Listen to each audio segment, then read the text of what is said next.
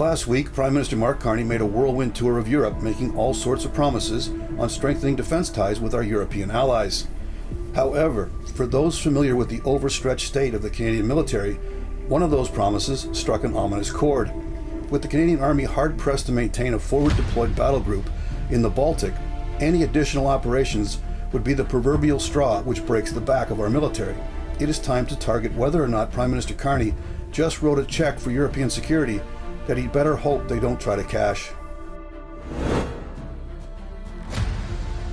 On August 24th, in a joint press conference with Ukrainian President Volodymyr Zelenskyy in Kyiv, Carney discussed security guarantees in the event of a ceasefire in the Russia-Ukraine conflict. Quote, "We know that Putin can never be trusted," Carney said in his speech. Quote, "We know the true peace and security will require security guarantees for Ukraine," end quote. We are working through with our allies in the Coalition of the Willing and with Ukraine the modalities of those security guarantees on the land, in the air, and the sea, and I would not exclude the presence of troops. If that is indeed the case, that could spell major problems for the Canadian military. I say that because Canada's combat cupboard is basically bare. The final stop for Carney and company was a visit to Canada's forward-deployed battle group at Camp Adazi in Latvia. These 2,000 Canadian troops are part of NATO's Operation Reassurance, which is intended to provide a deterrent to Russian aggression in the Baltic states. Canada has led the 14-nation NATO brigade group in Latvia since 2017. The initial Canadian contingent was roughly 400 personnel, but that number has steadily grown. The current strength of 2,000 soldiers is to increase to 2,200 by the spring of 2026. Given that the Canadian Army presently has just 3 understrength combat brigades, this means that essentially one of those brigades is posted to Latvia, one has just returned from Latvia, and the remaining brigade is preparing to deploy to Latvia. In the latest CAF readiness report, it was revealed that nearly half of the Army's vehicles and heavy weaponry is unserviceable at any point in time. This is due to a shortage of spare parts in the system, a lack of trained personnel to maintain the vehicles, and in some cases, simply the advanced age of the hardware. Obviously, logistics priority has been given to the battle group in Latvia, as they have Canada's only recently acquired low-level air defense system and the majority of the still serviceable Leopard 2 tanks, which are at Camp Adazi.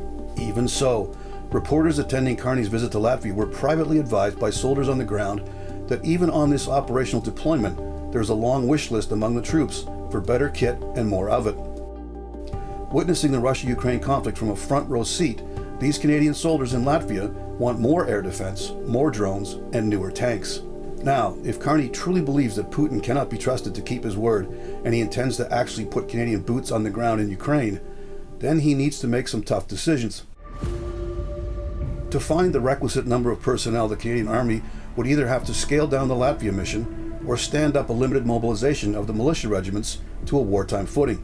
Prior to deploying into Ukraine, Canada would need to acquire modern battlefield necessities like armored self-propelled howitzers, fleets of first-person view drones, counter-drone measures, sophisticated anti-armor systems, and boatloads of ammunition. Some analysts have suggested that Carney could make his security guarantee to Ukraine an extension of the long-standing training mission. Operation Unifier was stood up in 2015 following Russia's annexation of the Crimea. Originally, Canadian instructors trained Ukraine recruits in Ukraine, but following Russia's invasion in 2022, that training was relocated to the UK and Poland. To date, an estimated 45,000 Ukrainian soldiers have received combat training as part of Canada's initiative. However, I would suggest that if there is a ceasefire, these Ukraine veterans with more than 3 years of bloody modern warfare experience would be in a better position to train Canadian soldiers rather than the other way around. If Carney does not properly equip and train a battle group bound for Ukraine, they will be nothing more than human bait. This has been On Target. I'm Scott Taylor.